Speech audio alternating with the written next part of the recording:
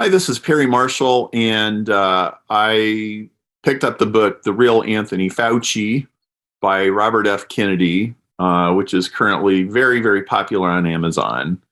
And I am not a person who is terribly sympathetic to big government, and I don't really feel like the government has handled the pandemic very well. And so a book like this is very interesting to me.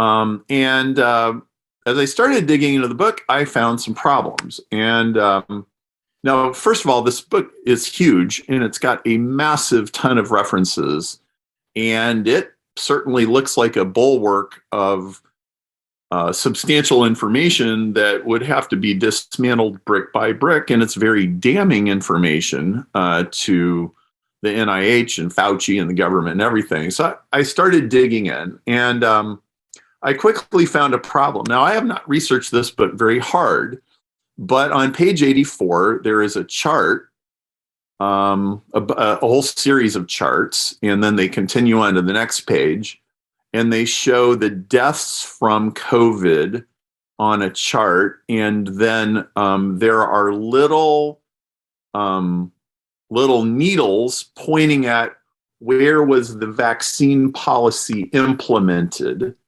And the color goes from gray to black afterwards. And so, for example, what you see here is the Ireland chart, and there's a spike on the left, which is the beginning of the pandemic. And then you have vaccines implemented, which is this little mark in the middle, right where it's starting to climb super fast.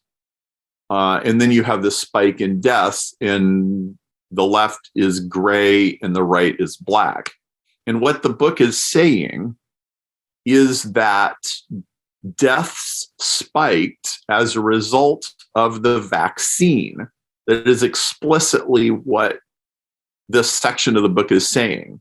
And it shows you chart after chart after chart after chart that says vaccine, death spike, vaccine, death spike, vaccine, death spike. Well, and it's only certain countries. I was in Ireland at this time, and I started looking into this. And if you look at the next page, the data they have is very easy to find. All you do is go to Google and you type in Ireland COVID stats or Israel COVID stats or Afghanistan COVID stats, and you switch from cases to deaths, and you'll see the exact same data that is in the book. Well, let's talk about what this data says. Now, the little vaccine needle that shows when this started, when the vaccine was started, if you look very carefully and then you compare it to the actual data, it's right at the end of December or the beginning of January, which is when the vaccines started to roll out. I remember where I was when CNN was blasting the vaccine announcement in the middle of December.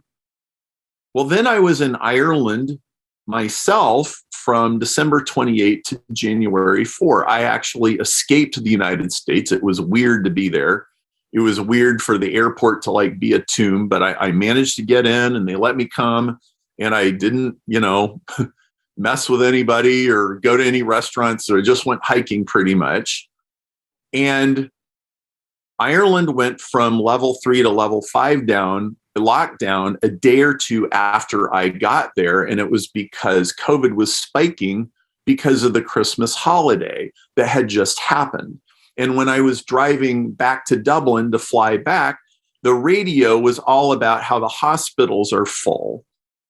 In fact, some of the staff are sick with COVID, and like we can't even staff the hospitals. And so they were in a panic about this.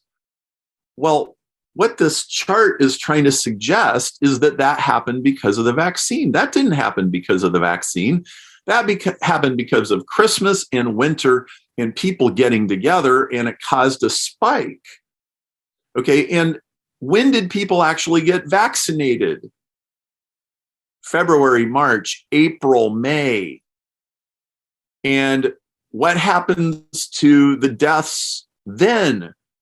They go down. And if you look at all of these charts and you go through them one by one, you find that most of these spikes are because of winter in northern countries. It is certainly not because what the book is suggesting is that the vaccine caused COVID deaths. And so if you go to the beginning of the book in the introduction, here's what it says. It says, from the moment of my reluctant entrance to the vaccine debate in 2005, I was astonished to realize that the pervasive web of deep financial entanglements between pharma and the government health agencies had put regulatory capture on steroids. The CDC, for example, owns 57 vaccine patents and spends $4.9 of its $12 billion annual budget as of 2019 buying and distributing vaccines. NIH owns hundreds of vaccine patents and often profits from the sale of products it supposedly regulates. High-level officials, including Dr. Fauci, receive yearly emoluments of up to $150,000 in royalty payments on products that they help develop and then usher through the approval process. The FDA receives 45% of its budget from the pharmaceutical industry through what are euphemistically called user fees. When I learned that extraordinary fact, the disastrous health of the American people was no longer a mystery. I wondered what the environment would look like if the EPA received 45% of its budget from the coal industry. You get the idea. Now,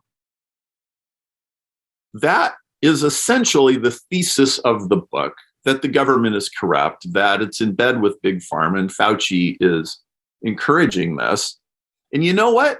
Maybe that's true. I don't know. You can go research it and figure out if it's true. And you should. And somebody will. And we can see what comes of that.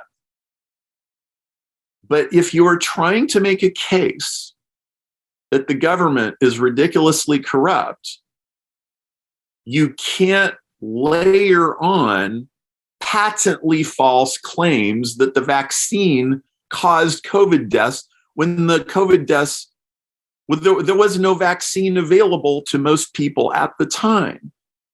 And you can't fight lies with lies. So the only way I could recommend this book is if there was another book called Which Parts of the Robert Kennedy Book You Can Believe and Which Parts You Can't. So that's the state of affairs. And what's sad is, if the thesis of the book is true, then Robert Kennedy has shot not only himself, but his entire cause in the foot by poisoning the well.